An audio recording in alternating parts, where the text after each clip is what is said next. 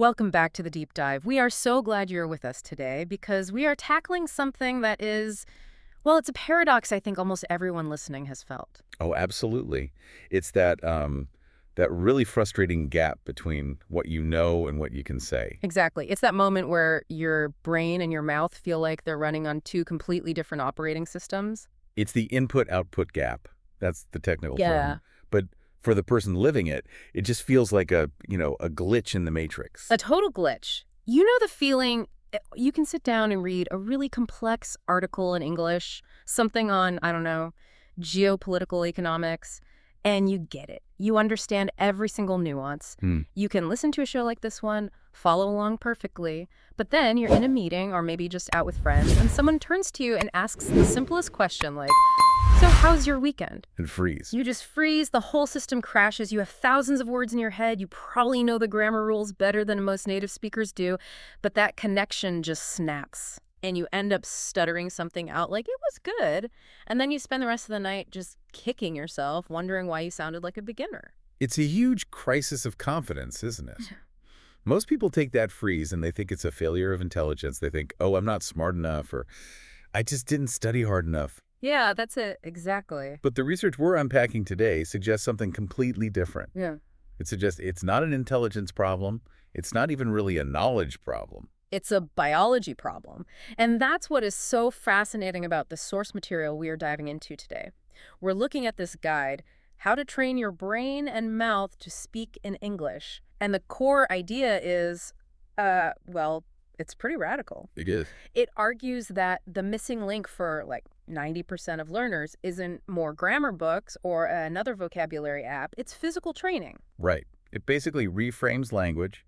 It stops treating it like an academic subject, like history, and starts treating it like a physical performance, Yeah. like playing tennis or the piano. Okay, so understanding is mental. Exactly. Understanding happens in the neurons, but producing language, speaking it, that happens in the muscles. And if you have not trained the specific muscles you need for English, you physically cannot make the sounds fluently. It doesn't matter how many words you know. So this deep dive is going to be a little different. We are not just going to talk about the theory. We're treating this like a workout session. The source material lays out this very specific 45-minute workout plan for your mouth and mind, and we're going to go through it drill by drill. And we should probably give you a heads up. This is going to get really practical. Ah. We are going to be trying out drills that might look and feel completely ridiculous. It made it look ridiculous. We'll be making some strange noises. Yeah. But these drills are designed to build that bridge between knowing English and actually performing English. Honestly, if it explains why my jaw literally hurts after I speak English for an hour, I'm all in. So let's jump in. Segment 1. The source calls it the biology of pronunciation, which is basically a gym for your mouth. A gym for your mouth? That's perfect. Mm-hmm. To get this, we have to look at something called articulatory phonetics. It's a fancy term, but it just means how we physically make sounds. Right. And the source makes this crucial point. Different languages use entirely different sets of facial muscles.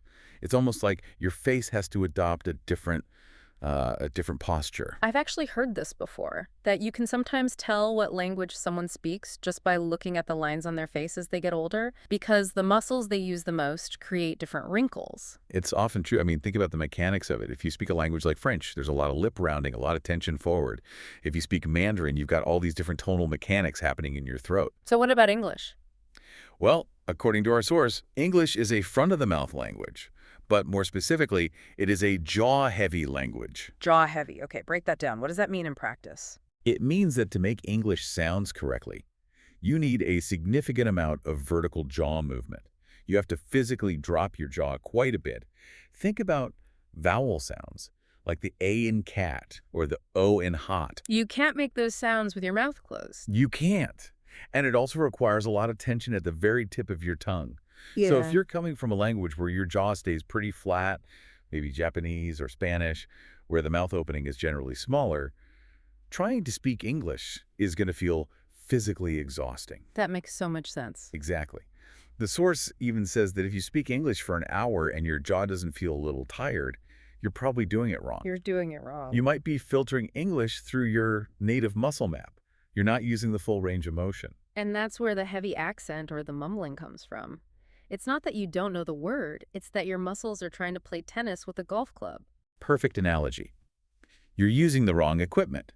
Your brain sends the command, say the word awesome, but your mouth muscles execute that command using the motor patterns they already know from your first language. And the result is a muffled sound because my jaw didn't drop enough to let the sound out. Precisely. Yeah. So if the problem is muscular, the solution has to be exercise.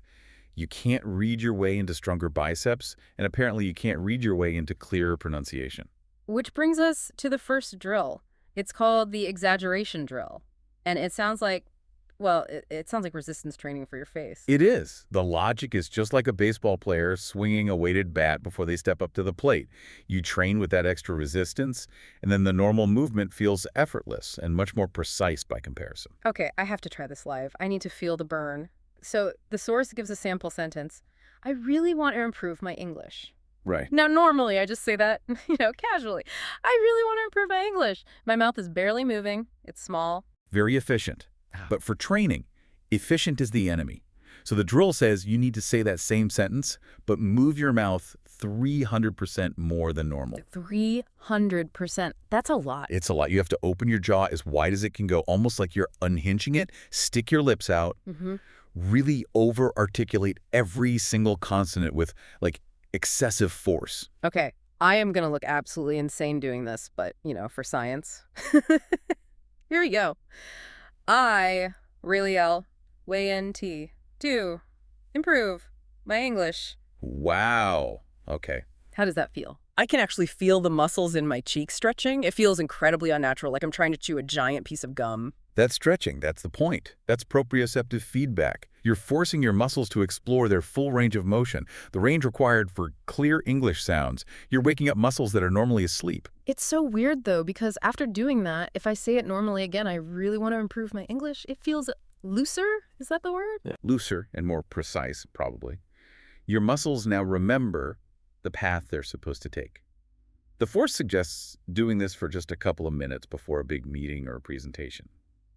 It clears up mumbling because your mouth is physically primed to open. It's a warm-up. You wouldn't just go sprint without stretching your hamstrings, so you shouldn't just jump into a conversation cold. Exactly. But what about specific sounds? The source brings up one of the biggest enemies for learners, a sound that, doesn't exist in something like 75% of the world's languages? The TH sound. Oh, yes. The notorious TH, the dental fricative.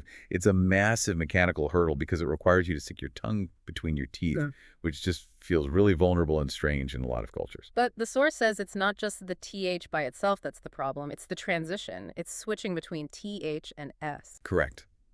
The physical distance your tongue has to travel from the TH position, which is between your teeth, to the S position, which is back behind your teeth, near the roof of your mouth. That's actually a pretty big distance. You have to do it in milliseconds. The example they use is the sentence, this thing is the same.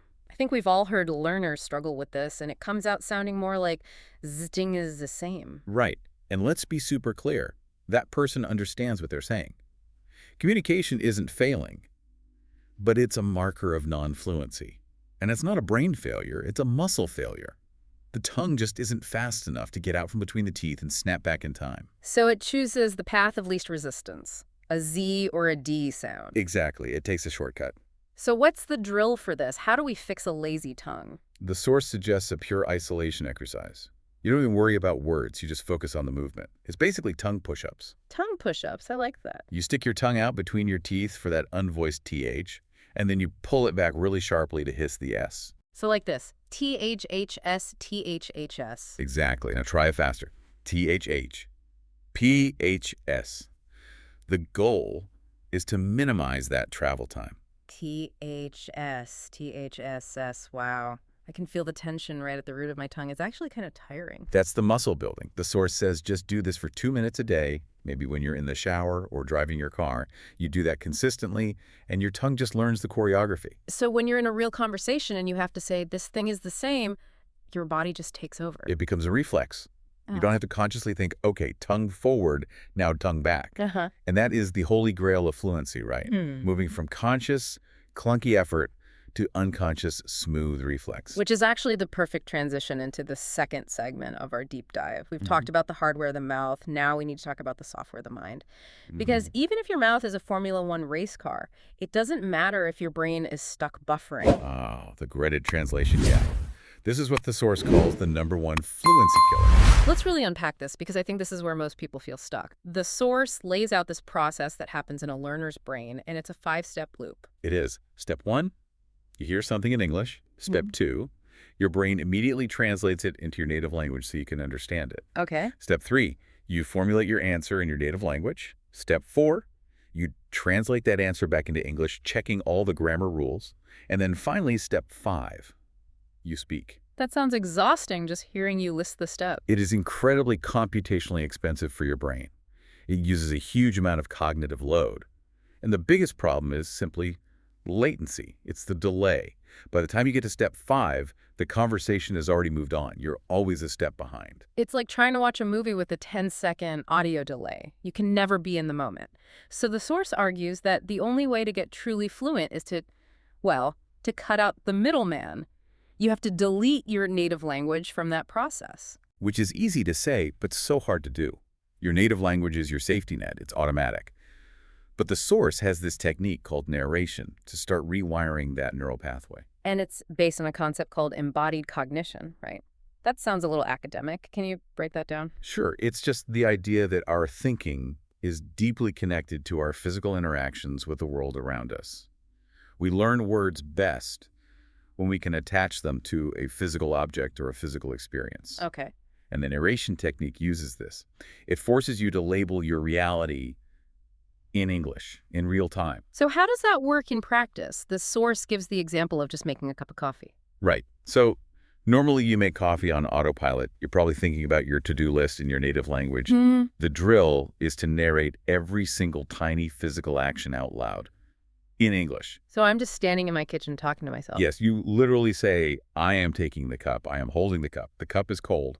I am pouring the water is steaming. I am stirring the coffee. That seems so simple, almost childish. It sounds like one of those C-Spot Run books from when I was a kid. It is simple, but what's happening neurologically is really powerful. You're training your brain that the physical sensation of that cold ceramic cup equals the English word cup. You're not thinking of the word for cup in your language and then translating. You are pointing at reality and applying the English label directly. You're fusing the object to the English word. I like that. It's not about trying to have these deep philosophical thoughts in English. It's just about direct labeling. Exactly. It's too simple to need translation, so your brain doesn't even try to go there. And then once you're comfortable with objects, the source says you can move on to feelings or states of being. I am tired. I am hungry. I am excited. You just do it for 5 or 10 minutes a day. It forces your inner monologue to switch channels. There's a great little story in the source material about this. One of the coaches, Jack, talks about trying to do this, trying to think only in English for the first 10 minutes of his day. And he talks about this moment of sheer panic when he forgot the word for toothbrush. I love that part, because that moment of panic is actually crucial for learning. Right. He's standing there, he's got the plastic stick in his hand, foam in his mouth, and his mind is just blank. He can't remember toothbrush. He obviously knows the word in his native language, but he's forcing himself not to go there. And that creates what the source calls a knowledge gap, a very specific, very urgent gap. When you have that moment of frustration, what is this thing called? Your brain releases chemicals associated with stress and attention. So you're hyper-focused. You're paying attention. Exactly. And then, when you finally look it up or remember it, toothbrush, that feeling of relief creates a little dopamine hit. And that word toothbrush gets glued into your memory so much stronger than if you just saw it on a vocabulary list. Because there was an emotion attached to it. The frustration made it sticky. Exactly. The source argues that realizing you don't know a word is just as valuable as knowing it. It highlights exactly what you need to learn next. It turns your daily life into a personalized curriculum. So we've got the exaggeration, drill for the mouth, narration for the brain. But there's another layer to speaking that I think gets overlooked all the time. We focus so much on the words, the lyrics, but we forget about the music. The music of the language, yes. This brings us to segment 3, Shadowing 2.0, or more technically, Mastering English Prosody. Prosody. So that's the rhythm, the stress, the intonation of speech. Correct. And here's a key insight from the source that a lot of learners miss. Languages have totally different rhythmic structures. Some languages, like Spanish or French, are what we call syllable timed. Okay, what does that mean? It means every syllable gets roughly the same amount of time. Da-da-da-da-da. It's very steady, like a machine gun. But English isn't like that at all. Not at all. English is stress-timed. This means the time between the stressed syllables is equal, but all the unstressed syllables in between get squashed together and spoken really, really fast. Can you give us an example of that? That's a little hard to picture. Sure.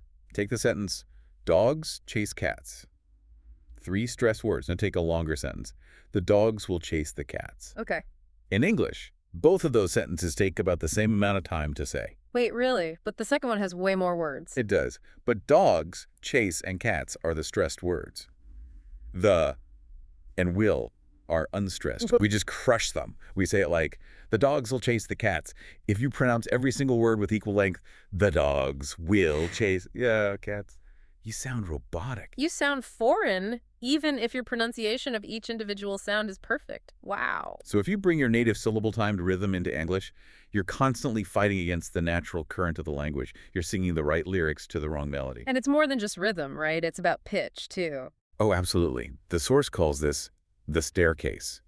In English, our voices go up and down this staircase all the time. In some cultures, a high pitch can signal aggression or maybe a lack of seriousness. But in English, high pitch usually signals interest, excitement, or surprise. And a flat pitch signals what? Boredom? Boredom or sarcasm or disinterest. So you could have perfect grammar, but if you speak English with a flat musicality, you might be unintentionally telling everyone, I do not care about this conversation. Wow. You could be the nicest person in the room, but your prosody is making you sound rude. Precisely. To fix this, the source suggests active shadowing. Okay, I have to admit I've tried shadowing. You know, you listen to a podcast and you sort of mumble along under your breath. And the source calls that passive shadowing, which is, it's better than nothing, but it's pretty low impact. Active shadowing is completely different because the goal isn't the words. The goal is mimicry. You stop acting like a student and you start acting like an actor. An actor. So the intent is different. It's about copying the emotion and the melody. 100%. The source has this great demo for it called emotional mimicry. It challenges you to say a sentence, not just clearly, but with a specific, really dramatic emotion. Okay, let's try that. The sentence is, I can't believe you actually did that. Right. Now, if I were doing this passively or with my normal flat intonation, I might just say it like, I can't believe you actually did that. It's robotic, it's flat. It sounds like you're reading a grocery list. Exactly. Now, if we apply active shadowing, we have to mimic the shock, we have to use the staircase, we need to go up and then slide down. Okay, let me try to really act it out. Here goes. I can't believe you actually did that. Better. Much better.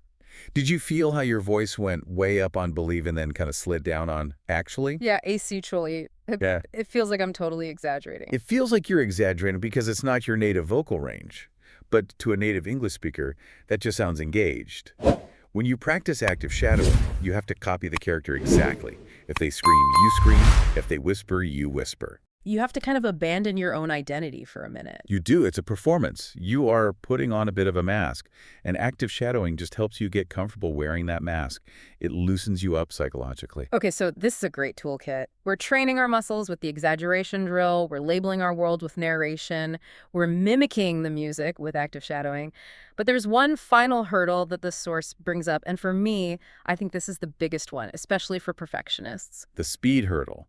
Or as the source calls it, perfectionist paralysis. I relate to this so much. You're in a conversation, you have a thought, but before you speak, that little editor in your head wakes up and it starts asking questions. Is that the right preposition? Is it in or on? Should I use past perfect or simple past? And while you're busy editing, the silence just stretches out, you get anxious, and you choke. Yeah, this is often called the monitor model in linguistics. Your internal grammar monitor is just set way too high. Right. You're prioritizing accuracy over fluency. And the source tackles this head-on with a little game called the 3-second rule. Right. This sounds like some kind of game show challenge, but it's really a psychological hack to just turn that monitor down. So how does it work? The rules are incredibly simple. You pick a random topic, literally anything, clouds, pizza, traffic, and you have exactly 3 seconds to start speaking about it. 3 seconds. That is barely enough time to even take a breath. And that's the entire point. You don't have time to translate. You don't have time to check your grammar. You certainly don't have time to plan some profound opening statement. You just have to blurt something out. It forces you to just bypass the editor completely. Exactly. Let's try a round. Right now, I'm going to give you a topic, and you have to start talking immediately. Don't worry about being smart. Just be fast. Okay, I'm a little nervous. Hit me. All right, your topic is apples. Go. 1, 2. Apples are red. I like apples. They're crunchy. I sometimes eat them for lunch. Stop. Okay, let's analyze what just happened there. Well, I panicked. My brain went completely blank, and I sounded like a 5-year-old. Apples are red. I mean, it wasn't exactly Shakespeare. What was it, English? Yes, it was English. And was it fluent? I guess so, yeah. There were no pauses. I didn't stop to think or translate. That is the whole lesson. The source has this quote that I love. Fluency is messy. Fluency is messy. That's actually really liberating to hear. It is. We get confused and think fluency and accuracy are the same thing. They're not. There are two different skills. Yeah. Accuracy is getting the grammar right.